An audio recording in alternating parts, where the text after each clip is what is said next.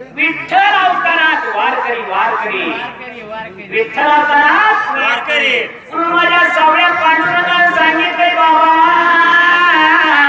काय गळ्यात माळ घाल माझी पंढरीची वारी झालं त्याच्या घरी शेळ्या मेंढ्याचं काम करणारा चाकरीला घरी विठ्ठल समजायचं बरोबर आहे. पहिला पण त्यांनी चाकरी केलेलाच आहे. पण मनात भाव नसल्यावर देव भावत असतोय मनात भाऊ पक्का पाहिजे. म्हणून म्हणे,